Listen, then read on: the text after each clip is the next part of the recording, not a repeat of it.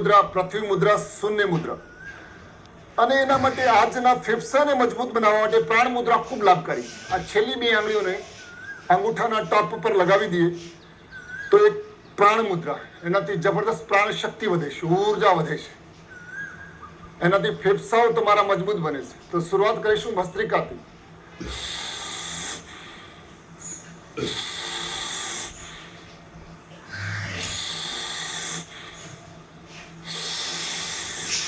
श्वास लो અને છોડો અને કરતા પણ રહો અને મને સાંભળતા પણ. योग तो आपकी योग्यता बढ़ाएगा. योग हमें स्वास्थ्य, सफलता, सुंदरता, सुख, समृद्धि और आनंद से जोड़ता है. योग करने से हमारा reproductive system, excretive system, digestive system, skeletal system, endocrine system और नर्वस सिस्टम का बैलेंस होता है, पर रेस्पिरेटरी सिस्टम में जबरदस्त लाभ होता है. श्वसन तंत्र, श्वसन तंत्र को हम कैसे मजबूत बनाएं? लांबी श्वास लेता रहो અને મને સાંભળતા પડો. જે લોકો કમજોર હોય, બીમાર હોય, ધીમે ધીમે કરે. કમજોર અને બીમાર હોય, ધીમે ધીમે કરે. લાંબી શ્વાસ લે અને શ્વાસને છોડે. ભસ્ત્રિકા આ રીતે પણ કરાય અને ફાસ્ટ પણ કરાય. ફાસ્ટ આ રીતે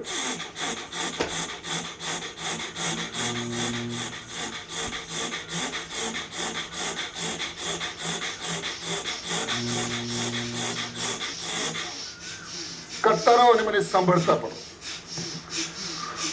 भस्त्रिका अलग अलग तरीके से किया जा सकता है, पर 5 मिनट करना है. इस तरह से भी भस्त्रिका किया जा सकता है. कुछ लोग इस तरह करवाते हैं, अंगूठा अंदर, मुट्ठी बंद, इस तरह लंबी श्वास लेता बने हाथों पर, श्वास छोड़ता नीचे.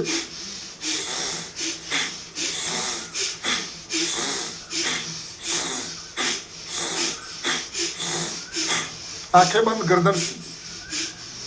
आप इसे करते रहिए और मुझे सुनते भी रहिए. अलग अलग तरीके से, मगर श्वसन तंत्र को मजबूत बनाने के लिए, फेफसाने मजबूत बनावવા માટે ભસ્ત્રિકા સૌથી લાભકારી છે. ભસ્ત્રિકા તો આ રીતે કરતા કરતા તમે થાકી જાઓ અને પછી ભસ્ત્રિકા આ રીતે પણ કરાવે છે. ઘણા લોકો આ રીતે પણ આમ શ્વાસ લેતા બંને હાથ આગળ લઈ જાય,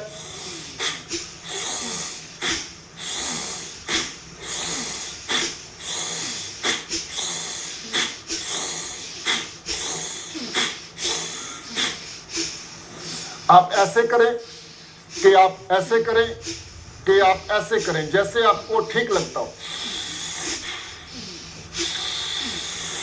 जिसको जो ठीक लगता है वो उस तरह करे, मगर 5 मिनट लगातार करें. 5 मिनट लगातार.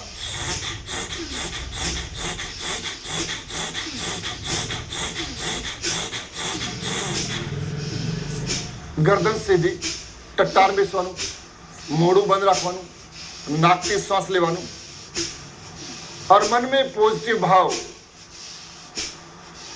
कि मेरे अंदर शक्ति बढ़ रही है, मेरे अंदर ऊर्जा बढ़ रही है, मैं तनाव से मुक्त हो रहा हूं. एक आध्यात्मिक ऊर्जा से आप जुड़ जाते. मैंने कहा कि योग करने से तो हमारे बॉडी के 11 सिस्टम्स हैं. Reproductive system, excretive system, digestive system, nervous system, endocrine system, skeletal system, respiratory system. मगर आज हम बात करें रेस्पिरेटरी सिस्टम की, श्वसन तंत्र की, कि फेफसाओने કેવી રીતે મજબૂત બનાવી. લાંબી શ્વાસ લો,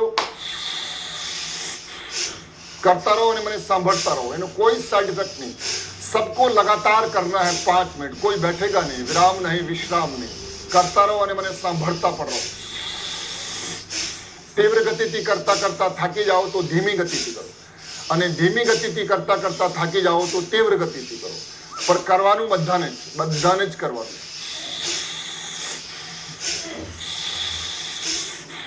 जब हम लंबी गहरी श्वास लेते हैं तो ये श्वास हमारे फेफड़ों में जाती है. श्वसन तंत्रना સૌથી ઇમ્પોર્ટન્ટ ઓર્ગન્સ કોઈ છે તો એ લંગ્સ છે. हमारा लंग्स, हमारा फेफसा. और ये श्वास से ही पूरा शरीर चलता है, श्वास से. और प्राण को पूरे शरीर में भेजने का काम ये लंग्स करते हैं, ये फेफड़े करते हैं. तो पूरे शरीर को जिंदा रखने का काम, पूरे शरीर को ताकत देने का काम, पूरे शरीर को ऊर्जा देने का काम ये हमारे लंग्स करते हैं, ये फेफड़े करते हैं।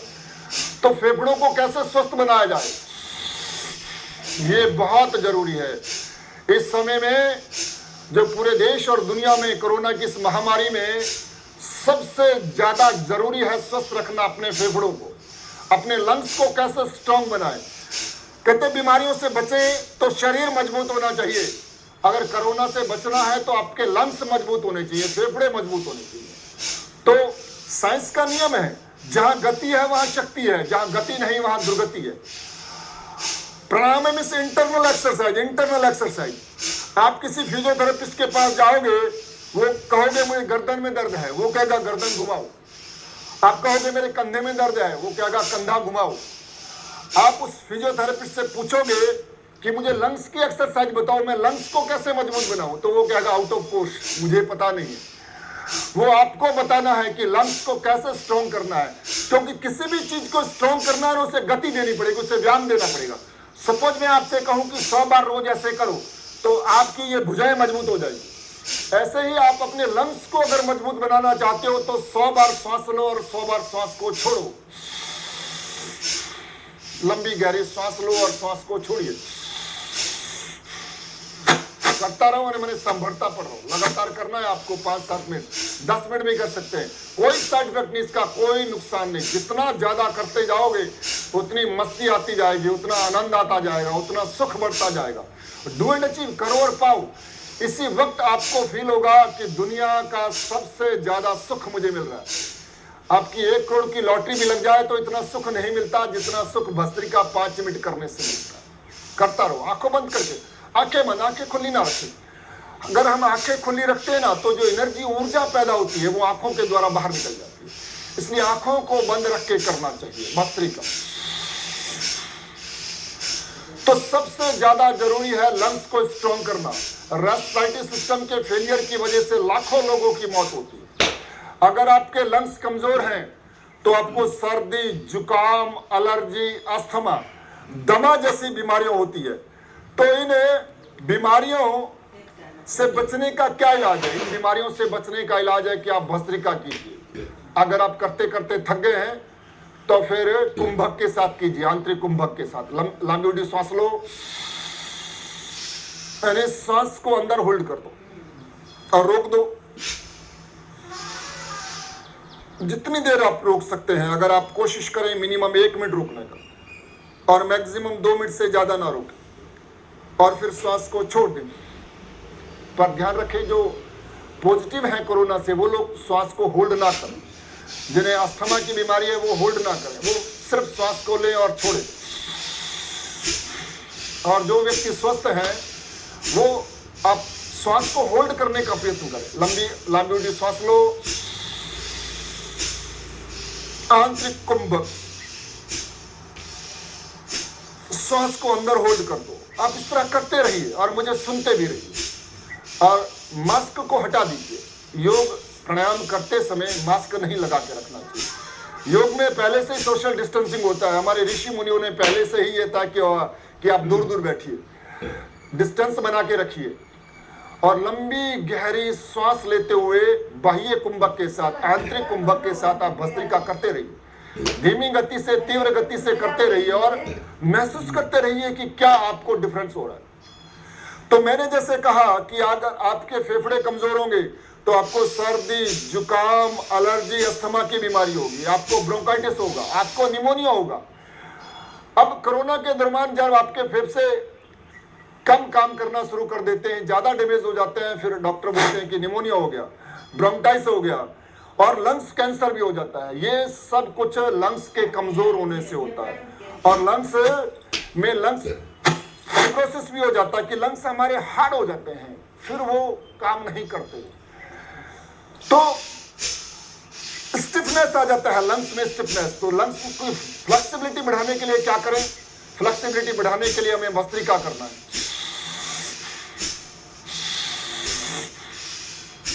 तो भरपूर मात्रा में आपके अंदर ऑक्सीजन जाएगा। विश्राम, भस्त्रिका आप करते करते थक गए तो आप कपालभाति करेंगे, श्वास को बाहर छोड़ेंगे कपालभाति करते हैं तो कपालभाति से भी आपकी लंग्स की को मूवमेंट मिलता है, लंग्स को वाइब्रेशन मिलता है। आप अपने आप को चेक करके देख लीजिए, आप अपना हाथ अपनी चेस्ट पे रखिए तो आप फील करेंगे कि पूरा वाइब्रेशन हो रहा है, लंग्स में पूरा वाइब्रेशन होता है। कपालभाति से आपके पेट में वाइब्रेशन हो रहा है, इससे आपका पाचन तंत्र ठीक होता है। कपालभाति करते हुए आप अपने हार्ट पर, लंग्स पर हाथ रखेंगे तो आपको पाएंगे कि लंग्स में वाइब्रेशन हो रहा है, तो लंग्स को गति मिल रही है। कपालभाति करते हुए आप अपने गले पे हाथ रखेंगे तो गले में वाइब्रेशन होती है, इससे आपकी थायराइड की प्रॉब्लम दूर होती है, T3, T4, TS लेवल की समस्या दूर होती है। तो कपालभाति करते रहिए तो अपने श्वसन तंत्र, फेफसा ने मजबूत बनावा माटे प्राणायाम सौથી लाभकारी છે। सबसे बेस्ट है आपकी इम्यूनिटी बढ़ाने के लिए, अपना ऑक्सीजन लेवल बढ़ाने के लिए और अपने लंग्स को मजबूत करने के लिए, इंटरनल ऑर्गन्स को मजबूत करने के लिए प्राणायाम इज द बेस्ट। तो कपालभाति करता पण રહો અને મને સાંભળતા પણ રહો। व्यक्ति के पूरे शरीर का स्वस्थ होना बहुत जरूरी है। आपके reproductive system, oxidative system, digestive system, skeletal system, सबका स्वस्थ होना बहुत जरूरी है, पर सबसे ज्यादा जरूरी है आपके लंग्स स्वस्थ रहे। लंग्स, तो लंग्स हमें क्या करते हैं, ऑक्सीजन सप्लाई का काम करते हैं, ऑक्सीजन सप्लाई का। जैसे आप लंबी गहरी सांस लेते हो, कपालभाति करते करते थक जाओ तो बीच में लंबी गहरी श्वास लो, વચ્ચે વચ્ચે લાંબી ઊંડી શ્વાસ લેવાનો। लंग्स નું શું કામ છે? लंग्स का काम है कि ऑक्सीजन लेना और फिर उस ऑक्सीजन को हार्ट के द्वारा, हार्ट से जो ब्लड आता है वो ऑक्सीजन लेकर हार्ट के माध्यम से पूरे शरीर में भेजता है, और वो ऑक्सीजन ब्लड के माध्यम